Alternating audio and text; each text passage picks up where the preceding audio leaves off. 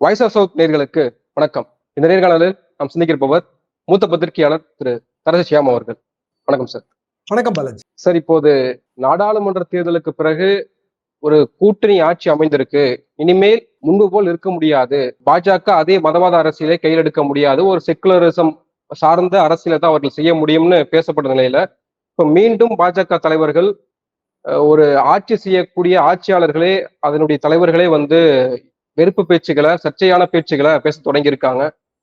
அசாம் மாநிலத்தினுடைய முதலமைச்சர் அசாம் மாநிலத்துல 2041 இது இஸ்லாமியர்கள் மெஜாரிட்டியா இருக்கக்கூடிய ஒரு மாநிலமாக மாறிவிடும் அப்படின்னு சொல்றாரு.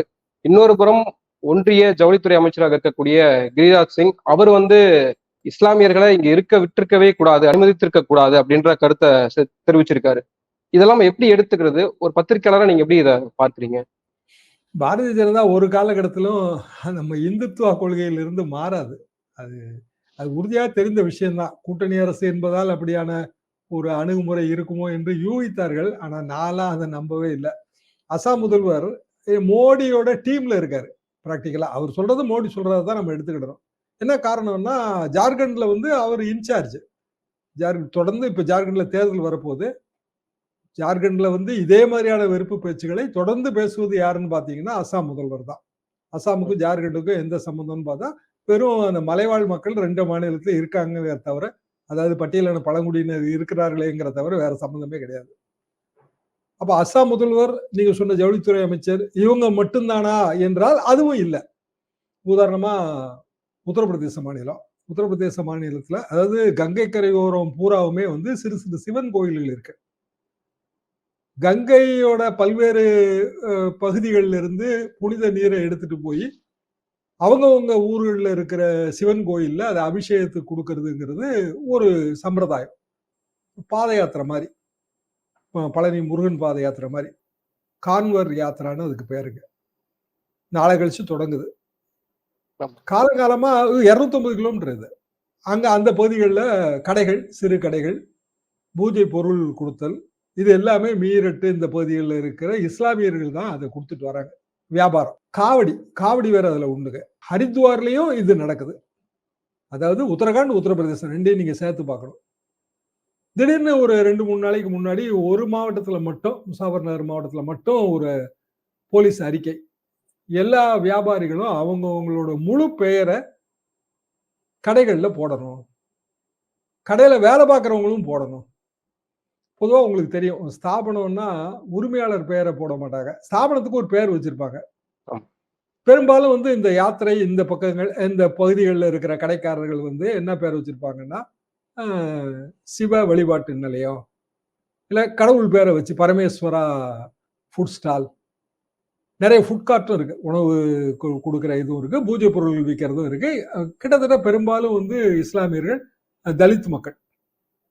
வட இந்தியாவில் ஜாதி பின்னொட்டுங்கிறது ஜாதி பின்னொட்டு தான். நீங்க உங்க பேர் என்னன்னு கேட்டா நம்ம முழு பேரை சொல்லணும்னா தமிழ்நாடு மாதிரி கிடையாது, நம்ம ஜாதி பேரையும் சேர்த்து சொல்லணும். அப்போ இந்த சுற்றறிக்கை மிகப்பெரிய சர்ச்சை. இப்போ அசாம் முதல்வரோட முஸ்லிம்களை மெஜாரிட்டி ஆயிடுவாங்கிற சர்ச்சை எப்படியோ அதுக்கு சற்றிலும் குறையாத சர்ச்சை இதுல கிளம்புச்சு. கடைசியில் இப்போ உத்தரப்பிரதேச அரசு என்ன சொல்லிருச்சுன்னா, இது ஒரு மாவட்டத்துக்கு இல்லை, எல்லாருக்கும் பொருந்தும். அது காங்கிரஸ் கட்சியிலிருந்து எல்லாரும் இதை கண்டிச்சாச்சு. உத்தரப்பிரதேச மாநிலத்துக்கு அடுத்தப்பல உத்தரகாண்ட்லயும் இப்ப கொண்டு வந்துட்டாங்க. என்ன நோக்கம் அப்படின்னா, இஸ்லாமியர்கள் கடைகள்ல ஒரு வியாபார பகிஷ்கரிப்பு தான் நோக்கம். ஏன்னா அரசாங்கமே என்ன சொல்லுதுன்னா, அப்படி கடை உரிமையாளர் பேரு, மொபைல் நம்பர்லாம் கொடுக்கணும், கடையிலேயே போர்டு வச்சிருக்கணும், செக் பண்றாங்க.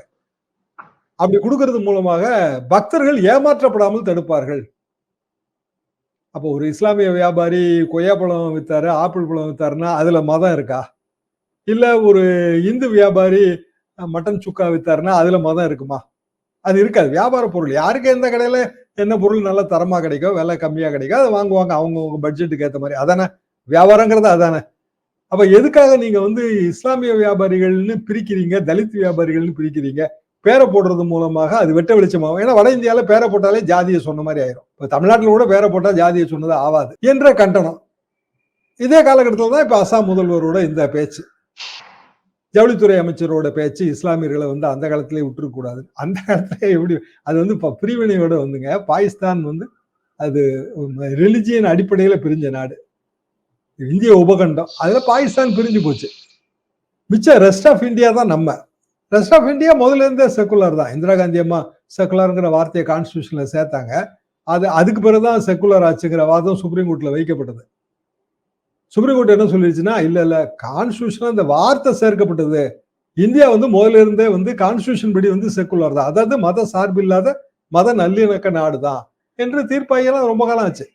அப்போ மதத்தின் பெயரால் இப்படி நிர்வாகம், அதாவது நிர்வாக பொறுப்புல இருக்கும் முதலமைச்சரோ இல்லைன்னா மத்திய அமைச்சரோ இப்படி பேச முடியுமான்னா முடியாது. கான்ஸ்டியூஷன் படி பெரிய தவறு.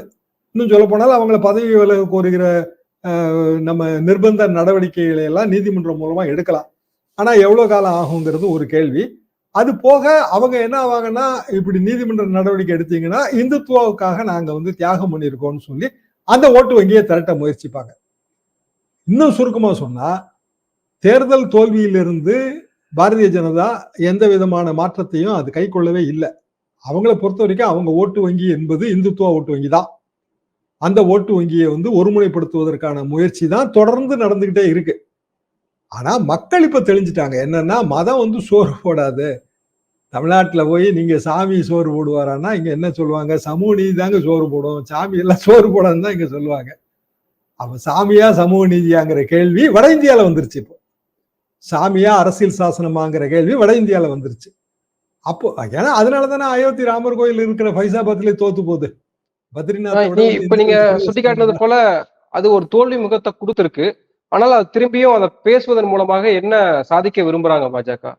இந்துத்துவ ஓட்டு வங்கி தான். அதாவது மோடி அவர்கள் தேர்தலுக்கெல்லாம் முன்னாடி அவர் பாரதிய ஜனதா உள்ளரங்கு கூட்டத்தில் என்ன பேசினார்னா, நம்ம நேஷனல் ஆவரேஜ் தேசிய சராசரி ஓட்டு சதவீதம் 50% வேணும். 50% வேணும்னா அதுக்கான ஒரே வழி இந்து ஓட்டு வங்கியை 80% உயர்த்துறது. இதுதான் அவர் கொடுத்த ஃபார்முலா. இதெல்லாம் அப்பவே பத்திரிகையில நிறைய கிரிட்டிசிசம் ஆயிடுச்சு. அப்போ இந்து ராஷ்டிரா, இந்துத்துவாவை அடிப்படையாக கொண்டு இயங்குகிற அரசியல் அமைப்பு, அதுக்கு 400 சீட்டு வேணும், அரசியல் சாசனத்தை மாற்றுவோம், இப்படியான விஷயங்கள்ல தான் இந்த தோல்வி வந்தது. என்ன காரணம்னா, ஜனங்க இன்றைக்கு அந்த பழைய மத ரீதியாக அப்படியெல்லாம் உணர்வுல இல்லை. அவங்கவுங்க அன்றாட வயிற்றுப்பாடுங்க. அத்தை கூலிக்கும் ஆளாக்கு அரிசிக்கும் நித்த படிதேடி நெஞ்சுல இருந்து நேரமெல்லாம். இது ஒரு பழைய கவிதை. உண்மையிலே அதுதான். என்ன காரணம் அப்படின்னா, பொருளாதார அழுத்தம், வேலையின்மை. வேலையின்மைக்கு புள்ளி விவரம் தராங்க. இத்தனை கோடி வேலைகள் உருவாக்கப்பட்டு விட்டனன்னு பிரதமர் சொல்றாரு. அதுக்கு அவர் புள்ளி விவரத்தை கொடுக்குறாரு. அந்த புள்ளி விவரம் 2011 பேஸ் பண்ணது.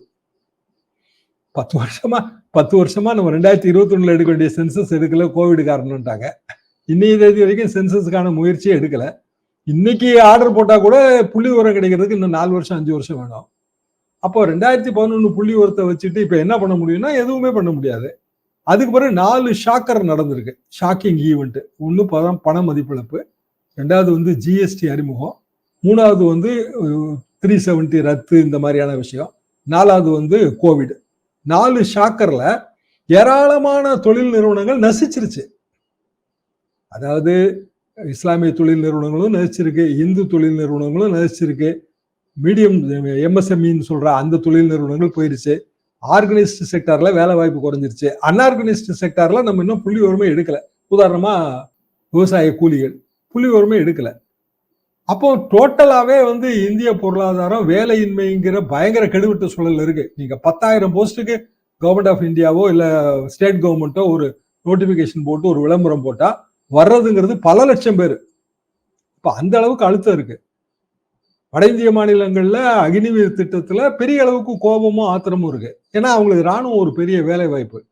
இது எதையுமே அட்ரஸ் பண்ணாம இந்துத்துவாவை உயர்த்தி பிடிக்கிறது மூலமாக பிஜேபி அரசியல் ரீதியா என்ன சாதிக்க முயற்சிக்குதுன்னா இந்து ஓட்டு வங்கியை உயர்த்த முயற்சிக்கிறது. ஆனால் இதுல கூட்டணி ஆட்சி அப்படின்னு சொல்லுகிற பொழுது ஒரு செக்குலர் தலைவர்களாக இருவருமே அடையாளப்படுத்தப்படுறாங்க. நிதிஷ்குமாரா இருக்கட்டும், சந்திரபாபு நாயுடுவா இருக்கட்டும், ஒரு செக்குலர் தலைவர்களாக அடையாளப்படுத்தப்படுகிற பொழுது அவங்க ஏன் இன்னும் ஒரு மௌனமா இருக்காங்க? இல்ல திரும்பி பாஜக இப்படி எல்லாம் பேச தொடங்கி இருந்துமே அவர்களுடைய கனத்த மௌனம் இருக்கு. அப்போ அது ஓகே நினைக்கிறாங்களா? இல்ல, அதாவது ஜேடியூவை பொறுத்த வரைக்கும் நிதிஷ்குமார் தான் மௌனம் சாதிக்கிறாரே தவிர அவருக்கு அடுத்த ஸ்டேஜில் இருக்கிறவங்க எல்லாம் கண்டனம் தெரிவிச்சிட்டாங்க. ராம்விலாஸ் பாஸ்வான் அவர் யூனியன் மினிஸ்டர், அவர் இதெல்லாம் நாங்க அலோவ் பண்ணவே மாட்டோம்னு அவர் கண்டனம் தெரிவிச்சிட்டாரு. அது வந்து மத்திய ஆட்சியை கவிழ்க்கக்கூடிய மாபெரும் விஷயமாக இப்ப மாறல. எப்ப மாறும் அப்படின்னா அடுத்தடுத்த தேர்தல் தோல்விகள்ல மாறும். அடுத்த மாசம் இல்லைன்னா அடுத்த மாசம் கடைசியில 10 சட்டமன்ற இடைத்தேர்தல் உத்தரப்பிரதேசத்துல வருது. 10 இடைத்தேர்தலில் வெற்றி பெற்றே ஆகணுங்கிற நிர்பந்தம். ஆனா உத்தரப்பிரதேசத்துல இருக்கிற பாரதிய ஜனதா உட்கட்சி பூசல் வரலாறு காணாத வகையில் இருக்கு. உத்தரப்பிரதேச மாநில முதல்வருக்கு எதிராக துணை முதல்வர் போர்க்கொடி பிடிக்கிறாரு. போர்க்கொடி பிடிச்சு மத்திய பாரதிய ஜனதா தலைமையிட்ட வந்து மோடி கிட்ட வந்து அமித்ஷா கிட்ட வந்தெல்லாம் புகார் பட்டியெல்லாம் கொடுத்தாச்சு. அங்க வந்து அதிகாரிகளே இப்ப 2 கூறா இருக்கிறாங்க. யோகி ஆதரவாளர்கள், யோகி எதிர்ப்பாளர்கள். மோடி வந்து எந்த சைட்ல இருக்காருன்னா யோகி எதிர்ப்பாளர்கள் சைட்ல இருக்கிறாரு. என்ன காரணம்னா அவர் யோகியோட வளர்ச்சியும் அவர் விரும்பல. ஏற்கனவே ஆர்எஸ்எஸ் யார் சைட்ல இருக்குன்னா யோகி சைட்ல இருக்கு. கோரக்பூர்ல வந்து ஆர்எஸ்எஸ் ஓட சர்சங் சாலக் அகில இந்திய தலைவர் மோகன்ஜி பாவத் அவர்களும் யோகி அவர்களும் அந்தரங்கமா பேசுறாங்க கோரக்பூர் மடத்துல. கோரக்பூர் மடம் தான் யோகியோட மடம். அவங்க தாத்தா திக்விஜய்நாத் தான் அயோத்தி பிரச்சனையை முதல்ல கிளப்பினவர் கோரக்பூர் மடாதிபதி. அந்த மடம் வந்து அதை சுற்றி இருக்கிற பல தொகுதிகளில் இன்ஃபுளுன்ஸ் செலுத்துது. அரசியல் மடம். அப்போ உத்தரப்பிரதேச மாநிலத்துல 10 தொகுதியை எப்படி வந்து பாரதிய ஜனதா கைப்பற்ற போகுது அப்படின்னா அதுக்கான உத்தி எதுன்னா இப்போ கான்வர் யாத்திரையில வந்து இந்துத்துவா ஓட்டு வங்கியை ஒருங்கிணைக்க முயற்சிக்கிறது. இது மாதிரியான உத்திகள் மூலமாக இந்து ஓட்டு வங்கியை கவரலான்னு அவங்க கணக்கு பண்றாங்க. அது தவறான கணக்குன்னு எல்லாருக்கும் தெரியும். ஆனா பாரதிய ஜனதாவுக்கு வேற ஓட்டு வங்கியை திரட்ட முடியல. 10 வருஷம் ஆட்சி ஃபெயிலியர், திரட்ட முடியல. அப்ப ஏற்கனவே இருக்கிற பாரம்பரிய ஓட்டு வங்கியை வந்து சிதறாம பாதுகாக்கணும்னு நினைக்கிறது மூலமா தான் இந்த சின்ன சின்ன பிரச்சனைகளுக்குள்ள தலையிடுறாங்க. இப்ப இது உலக நாடுகளோட எதிர்ப்பு சம்பாதிக்கும் கண்டிப்பாக. அதை பத்தி மோடி கவலைப்படுற மாதிரியும் தெரியல. உலக நாடுகளோட எதிர்ப்பு பத்தி கவலைப்படுற மாதிரி தெரியல. ஏன்னா மை ஃப்ரெண்ட் ட்ரம்ப் அப்படின்னு கொடுத்தா அவர் அமெரிக்க ஜனாதிபதி அமெரிக்க முன்னாள் ஜனாதிபதி சுடப்பட்டதுக்கு கண்டனம் தெரிவிக்கிறாரு. அமெரிக்க முன்னாள் ஜனாதிபதினு சொன்னா போதுங்களா, மை ஃப்ரெண்டுன்னு எதுக்கு சொல்லணும்? ஏன்னா அவர் வந்து ஒரு வலதுசாரி. அவரோட நீங்க பல கொள்கைகளை பார்த்தா இந்துத்துவான்னு இல்லையே தவிர அவர் இந்த முரட்டு தேசியவாதம் பேசுறவரு, இமிகிரண்ட் பாலிசி. நேற்று கூட அவரோட கட்சியில அந்த அவரோட வேட்புமனுவை ஓகே பண்ணதுக்கு நன்றி தெரிவிச்சு அவர் பேசும்போது 90 நிமிஷம் பேசுறாருங்க. 90 நிமிஷமும் கிட்டத்தட்ட மோடி பேசுற மாதிரி தான் இருந்துச்சு. அதாவது ஒரு வகையான தீவிரவாதம், ஆயுத தீவிரவாதம் மட்டும் இல்ல, அது தீவிரவாதம், அது மட்டுமே தீவிரவாதம் இல்லைங்க. கருத்துருவாக்கத்துல தீவிரவாதத்தை புகுத்தலாம். மெக்சிகோகாரங்களுக்கு எதிராக, அமெரிக்கால வந்து வெளி வேலை பார்க்கிற பிற நாட்டினருக்கு எதிராக, இந்தியர்களுக்கு எதிராக பேசுறாரு. ஆனா மோடி என்ன சொல்றாருன்னா மை ஃப்ரெண்ட் ட்ரம்ப்ன்றாரு. 10 வருஷத்துக்கு மேல அமெரிக்கால குடியிருக்கிறவங்களை பத்தி எல்லாம் புள்ளி உரம் எடுக்கணும்னு ட்ரம்ப் சொல்றாரு. எத்தனையோ பேர் இந்தியர்கள் வந்து தலைமுறையா குடியிருக்கிறவங்க எல்லாம் அங்க இருக்கிறாங்க, வேலை பார்க்கறவங்க இருக்காங்க. அவங்களுக்கு எதிரான கருத்துக்களை சொல்கிற ஒரு வேட்பாளர் நமது இந்திய பிரதமரின் நண்பரா இருக்காரு. அப்ப எந்த இடத்துல அவங்க இணைகிறாங்கன்னா இந்த மஸ்குலர் டெமோக்ரஸியில தான் இணைகிறாங்க, மஸ்குலர் நேஷனலிசத்துல இணைகிறாங்க. மஸ்குலர் நேஷனலிசத்தோட ஒரு பார்ட்டி இந்தியாவை பொறுத்த வரைக்கும் இந்துத்துவா. இப்போ அசாம் மாநிலத்தினுடைய முதலமைச்சர் வந்து ஒரு புறம் இஸ்லாமிய வெறுப்பு பேசுறாரு, இன்னொரு புறம் ராகுல் காந்தியை இழுத்து பேசுறதையும் பார்க்க முடியுது. இந்த இஸ்லாமியர்களுடைய மக்கள் தொகை கட்டுப்பாட்டிற்கு ராகுல் காந்தி ஒரு விளம்பர முகமாக வர வேண்டும், பிராண்ட் அம்பாசிடரா வரணும். அவர் பண்ணாருன்னா, அவர் சொன்னாருன்னா கேட்பாங்க, நான் சொன்னா கேட்க மாட்டாங்க அப்படின்ற துணியை வெளிப்படுத்துறாரு. அதை நம்ம எப்படி எடுத்துரு? இது இன்னும் உச்சகட்டமான ஒரு சர்ச்சை பேச்சு இல்லையா? ராகுல் காந்தியை குடும்ப கட்டுப்பாடு அதிகாரியா மாத்த பாக்குறாரு. அதாவதுங்க, தமிழ்நாடு, தென் மாநிலங்கள் இதுல வந்து குடும்ப கட்டுப்பாடு மத ரீதியெல்லாம் கிடையாது. இயல்பாகவே ஒரு காலத்துல வந்து என்னோட தாத்தா அந்த காலகட்டத்துல எல்லாம் 10 குழந்தைகள்லாம் சர்வசாதாரணம் எங்க குடும்பங்கள்ல. எங்க அம்மா அப்பா காலகட்டத்துல 3ங்கிற ரெஸ்ட்ரிக்ஷன் வந்துருச்சு. அது பிறகு எங்க காலகட்டத்துல 2 வந்துருச்சு. இப்போ வந்து 1 தான். இது வந்து நீங்க எல்லா மதத்திலையும் பார்க்கலாம், கிறிஸ்தவ மதத்திலையும் பார்க்கலாம், இஸ்லாமிய மதத்திலையும் பார்க்கலாம். அதிக குழந்தைகள் பெற்றுக்கொள்வது இல்லை. என்ன காரணம்னா பொருளாதாரம் தான். அப்போ குடும்பம் சின்ன குடும்பமா இருந்துச்சுன்னா நம்ம அந்த குடும்பத்தை பெரிய அளவுக்கு முன்னேற்றலாங்கிற ஒரு தற்சார்பு சிந்தனை தான் அது காரணம். நம்ம பெரிய அளவுக்கு குடும்ப கட்டுப்பாட்டுல சக்சஸ் பண்ணியிருக்கோம் தமிழ்நாடை பொறுத்த வரைக்கும். 70 வரைக்கும் குடும்ப கட்டுப்பாடு பிரச்சார நாடகங்கள் இதெல்லாம் வந்து நாங்கெல்லாம் பார்த்த விஷயங்கள் தான். அரசு அதிகாரியா இருக்கும்போது டார்கெட்டே உண்டுங்க, இத்தனை ஃபேமிலி பிளானிங் ஆப்ரேஷன் பண்ணணும், பண்றதுக்கு வந்து கேன்வாஸ் பண்ணணும்னு டார்கெட்டே உண்டு. அதுக்கெல்லாம் வந்து நம்ம அதுக்கான ஒரு விளைவுதான் நம்ம மாநிலத்துல வந்து ஜனத்தொகை வீதாச்சார உயர்வை வந்து நம்ம வெற்றிகரமா கட்டுப்படுத்தியிருக்கோம். வட இந்திய மாநிலங்கள்ல இப்பதான் அந்த விழிப்புணர்வு வருது. எனவே வந்து பல குடும்பங்கள்ல, அது இஸ்லாமிய குடும்பங்கள்லயும் அதிக குழந்தைகள் இருக்காங்க. இந்து குடும்பங்கள்லயும் அதிக குழந்தைகள் இருக்காங்க. மோடி குடும்பத்திலே 6 பிள்ளைகள் இருப்பாங்க. 6ஓ 7ஓ. மோடியே 6வது நபரோ 7வது நபரோ. அப்ப அவருக்கு கிட்டத்தட்ட என்னோட வயசு தான். அதான் என் காலகட்டத்தை சேர்ந்தவர் தான் அவரு. அப்ப அவர் காலகட்டத்துல இருக்கிற இஸ்லாமிய குடும்பங்களே அதே 7ஓ 6ஓ இருக்கத்தான் செய்யும். நம்ம மத்திய மந்திரிகள் எடுத்தீங்கன்னா பெரும்பாலும் வந்து 6வது குழந்தை, 5வது குழந்தை தான் அவங்க. அப்படி இருக்கும்போது இஸ்லாமியர்கள் அதிக குழந்தைகள் பெற்றுக் கொள்கிறார்கள் சொல்றது மாதிரி ஒரு அபத்தம் எதுவுமே இருக்க முடியாது.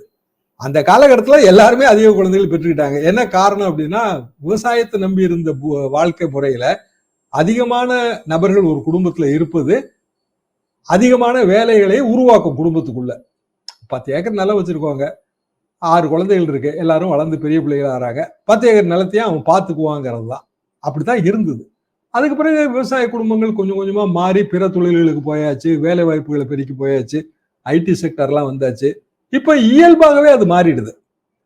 இப்போ அதிக குழந்தைகள் பெற்றுக்கொள்பவர்கள் தான் நமக்கு வந்து பொருட்கள், ரேஷன் பொருட்கள் கிடைக்கலன்னு ஒரு 3-4 வருஷத்துக்கு முன்னாடி பிரதமரே சொன்னார்.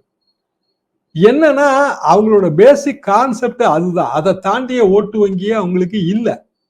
அப்ப அந்த ஓட்டு வங்கியை வந்து இழந்துட்டோம், அதை மெயின்டைன் பண்ணணும், உயர்த்தணும். இப்படித்தான் பிஜேபி வந்து நகருது. கிட்டத்தட்ட ஆர்எஸ்எஸ் கூட அதுல இருந்து கொஞ்சம் கொஞ்சமா விலகி வருது. ஏன்னா அவங்களுக்கு நிதர்சனம் புரியுது. மோடி அவர்களுக்கு புரியும், ஆனா புரியாத மாதிரியே அவர் மெயின்டைன் ஆகுறாரு. என்ன காரணம்னா அவருக்கு பிஜேபியோட உட்கட்சி பூசலை சமாளிக்கிறதுக்கு இது ஆயுதம்னு அவர் நினைக்கிறார். படுபயங்கரமான உட்கட்சி பூசல்ல வந்து பிஜேபியோட பல மாநிலங்கள், வெறுமனே உத்தரப்பிரதேசம், உத்தரகாண்ட் மட்டும் இல்லைங்க, மகாராஷ்டிரால துணை முதல்வர் இன்றைக்கு வந்து அவரு ஆளுங்கட்சியை விட்டு விலகி அநேகமாக சரத்பவார் கட்சிக்கு போயிடுவாருங்கிற பேச்சு பயங்கரமா அடிபடுது. அவர் சம்பந்தப்பட்டவர்கள்லாம் புஜ்பால்லாம் போய் பார்த்து பேச ஆரம்பிச்சிட்டாரு.